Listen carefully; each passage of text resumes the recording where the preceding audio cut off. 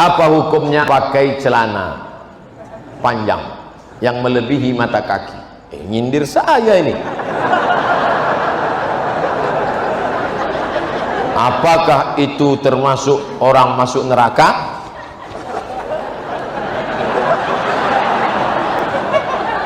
Pakai celana melebihi mata kaki. Untung rumputnya subur, nggak kelihatan. Ini celana melebihi mata kaki. Apakah masuk neraka? Ma asfalal ka'baini finnar. Kain, celana, jubah di bawah mata kaki masuk neraka. Neraka, neraka, neraka, neraka. Jangan baca satu hadis, ada hadis yang lain. Man jarra thawbahu khuyala. Kalau dilewatkan mata kaki untuk sombong, kalau nggak sombong nggak apa-apa, kata Imam Syafi'i. Kalau nggak sombong nggak apa-apa, kata Imam Nawawi. Kalau nggak sombong nggak apa-apa, kata Imam Sun'ani dalam Subulus Salam Syarah Bulughul Maram. Kalau nggak sombong nggak apa-apa, kata Imam Syaukani dalam Nailul Autar. Kalau nggak sombong nggak apa-apa, kata Syekh Yusuf Al-Qardawi dalam kitab Kaifa Nata'amal Ma'as Sunnah. Kalau nggak sombong nggak apa-apa, kata Syekh Ali Jum'ah. Kalau nggak sombong nggak apa-apa, kata Syekh Atiyah Sokor dalam kitab Fatawa Al-Azhar. Saya dalam hal ini tidak menyalahkan kawan-kawan yang sudah potong kaki celana. Bapak yang sudah potong jangan disambung, biarkan aja. Saya sudah terlanjur motong Pak Ustadz, biar aja. Bagi yang sudah terlanjur motong, yang belum motong jangan diejek. Jangan nanti pulang dari sini, ini kelihatannya setelah hijrah makin tinggi nih. Yang udah motong biarin, yang nggak motong. Kalau antara yang udah motong dengan yang belum motong saling ngejek, yang ketawa yang nggak pakai celana. Ini masalah khilafiyah. Apakah sholat kita diterima jika gerakannya tak sesuai aturan? Irji' ila sholatika fa innaka lam tusalli. Ulangi sholatmu karena sholatmu tidak sah. Dia ulang sholatnya. Nabi nyuruh ulang. Irji' ila sholatika fa innaka lam tusalli. Ulangi sholatmu, sholatmu enggak sah. Dia ulang sholatnya. Irji' ila sholatika fa innaka lam tusalli. Ulangi sholatmu karena sholatmu tidak. 3 kali disuruh ulang. Kenapa? Karena tidak ada tumakninah. Kalau engkau rukuk hatta tatma'inna raki'an, subhana rabbiyal azim wa bihamdi, subhana rabbiyal azim wa bihamdi, subhana rabbiyal azim wa bihamdi. Kalau engkau i'tidal sampai tumakninah, Rabbana lakal hamdu mil'us samawati mil'ul ardi mil'u ma syi'ta min syai'in ba'du. Kalau engkau dulu antara dua sujud sampai tumakninah, Rabbi firli warhamni wajburni warfa'ni warzuqni wahdini wa'afini wa'fu anni. Nah, jangan sholat seperti bambu ditiup angin.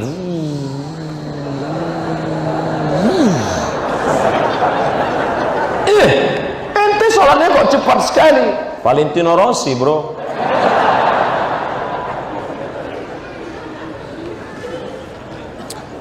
Tidak sesuai aturan karena sopnya sempit.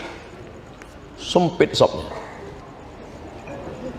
Gimana sopnya sempit? Darurat tubihul mahzurat. Di Masjidil Haram, Masjid Nabawi, ma baina baiti wa mimbari, antara mimbarku dan rumahku raudhatun min riyadil jannah, taman surga. Karpetnya warna hijau, yang lain merah, saya hijau. Taman raudhah. Sampai di situ sempit. Mau ruku aja setengah. Allah, di depan orang Afrika. Oleh sebab itu maka saat itu darurat. Tapi di Masjid Az-Zikra, Masjid Az-Zikra pun sempit juga. Masya Allah. Apa tiap malam begini? Amin ya Rabbal. Oleh sebab itu maka kalau dalam keadaan sempit termaafkan. Darurat, Masjid Haram, Masjid Nabawi, di Hijr Ismail, tapi dalam keadaan lapang mestilah sempurna. Kadang masjidnya lapang tapi dianya yang sempit karena tidak bisa tegak berdiri, sakit, duduk di kursi, maka itu pun la yukallifullahu nafsan illa wus'aha. Duduk di kursi, Allahu Akbar. Ada kursi? Tak ada. Minta kursi. Mana tahu bapak ibu sakit pinggang, lalu kemudian dia malu sholat, datang ke masjid, sholat, duduk di atas kursi. Walaupun engkau tidak bisa rukuk sujud, kalau di Mesir disediakan kursi-kursi di belakang. Karena kalau kau sakit di rumah, jangan langsung duduk dari awal, berdiri dulu. Allahu Akbar, berdiri. Bismillahirrahmanirrahim. Alhamdulillahirabbil alamin. Sampai habis ayat. Inna a'tainakal kautsar fashalli li rabbika wanhar. Inna syani'aka huwal abtar. Rukuk tak bisa, langsung duduk. Allahu Akbar. Lalu rukuk. Allahu Akbar. Sami'allahu liman hamidah. Rabbana lakal. Sujud. Allahu Akbar. Lebih rendah dari rukuk. Kalau rukuk tadi sedikit, kalau sujud agak sedikit lagi. Tangannya tetap alal. Masih sholat pak? Terima kasih.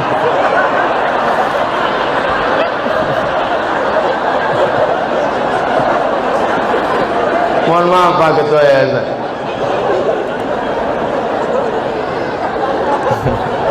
Sholat kok ngomong.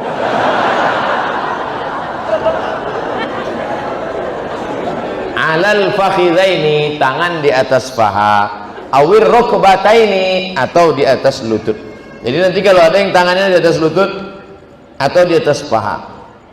La alal hawa, bukan di atas angin.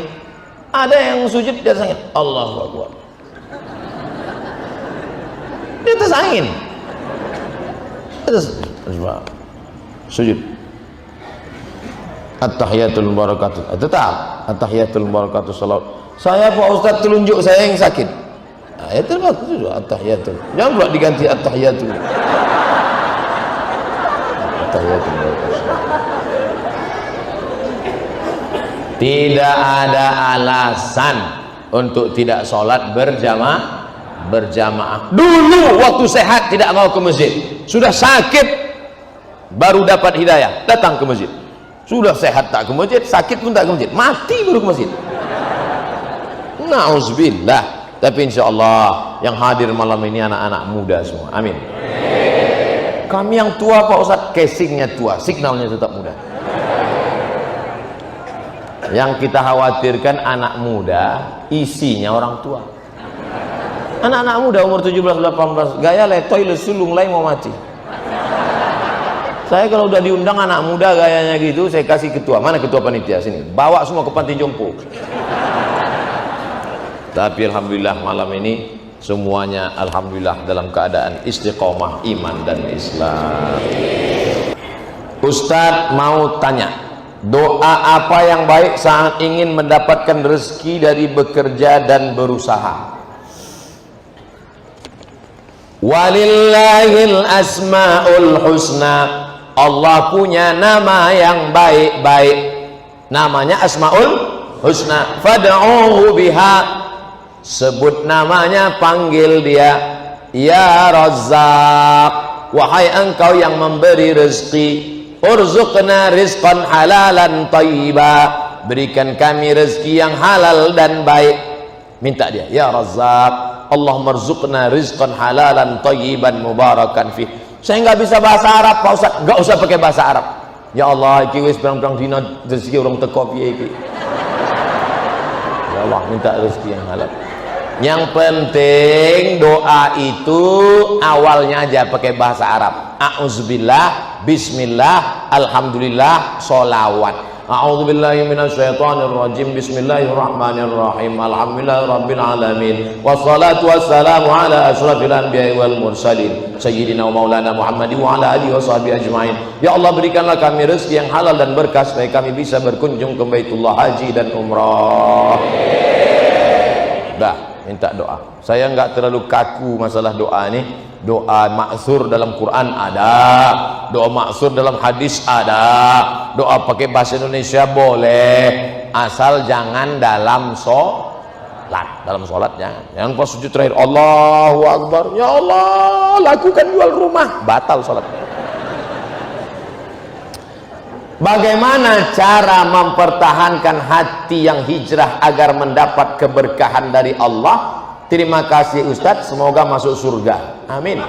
Maaf Ustadz, di belakangnya ada pertanyaan lagi. Ada gambar senyum.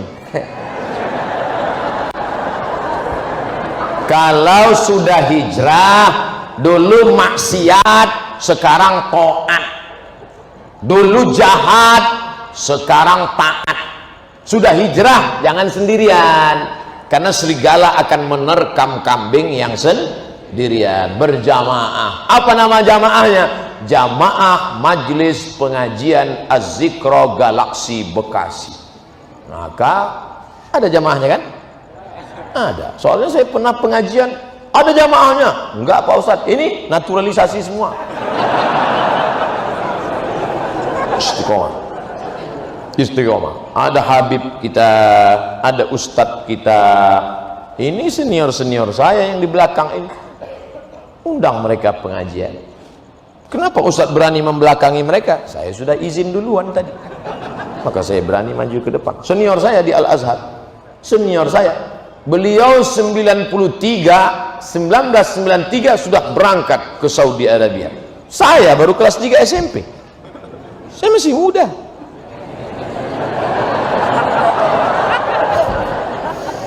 Bagaimana menghadapi orang tua sendiri, terutama ibu yang selalu berpikir negatif dan berkata yang selalu menyudutkan kita di depan orang lain.